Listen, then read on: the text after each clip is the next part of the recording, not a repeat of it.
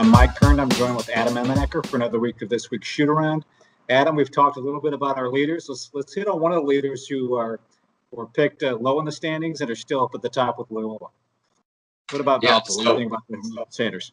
Yeah, so I mean, Loyola, obviously, like you mentioned, Mike, still at the top of the league, kind of what you would expect. We already talked through their up and down in the non-conference, but Valparaiso, people were raising their eyebrows when they got off to a pretty good start. And now I think people around the league are waiting for, okay, but when's it over? Valpo's not showing any signs of slowing down. They're at 5-1, tied with Loyola, and their only loss, of course, is to Loyola. They picked up a couple road wins as well, Missouri State and Southern Illinois, and they just continue to have that great balance. And even with Fazekas out, they've won 2 of their last 3. Smith's coming off a game where he had 21 and 11. Golder chipped in 13 and 6 as well. So it's just all these different guys continuing to make plays and keeping Valparaiso at the top of the standings. They're fun to watch.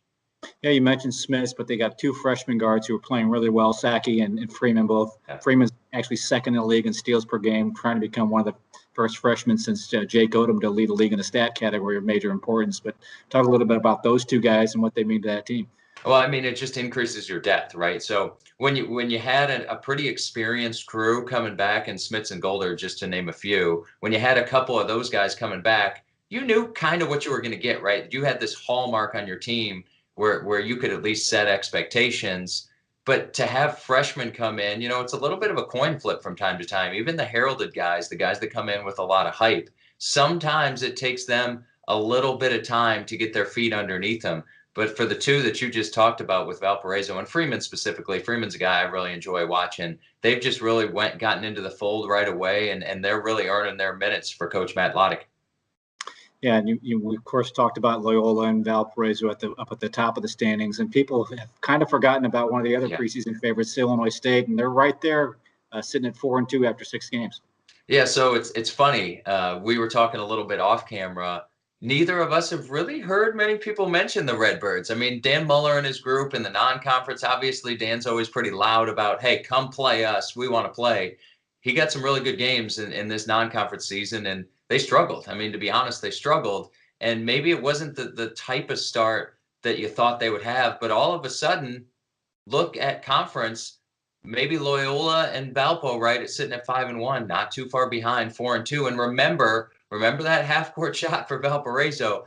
Illinois State could be 5-1 right now. They could be tied on top of the league. Now they have won a couple 1-point games as well, so it has swung, right? So they've had a couple of those move in their favor.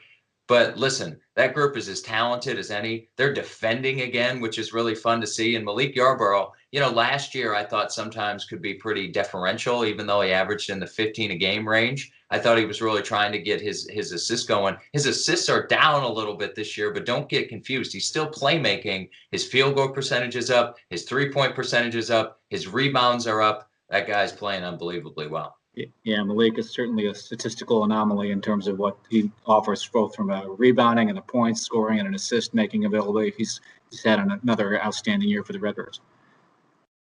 Yeah, I mean, without question, the balance that they have in their starting 5, and Fain has had some great moments this year. Obviously, Keyshawn Evans struggled in the non-conference. He's kind of gotten a little bit of his swagger back, and it's starting to see that when it's starting to be fun to watch that team when they are really out and aggressive and defending. Man, they are dangerous and fun to watch. Oh, another exciting week lays ahead. We're about halfway through the conference race. We're 6 games in, and by the end of the month, we'll be halfway through. And looking forward to another chat, Adam. Thank you. Yeah, they keep coming quick, so it's always fun. Thanks, Mike.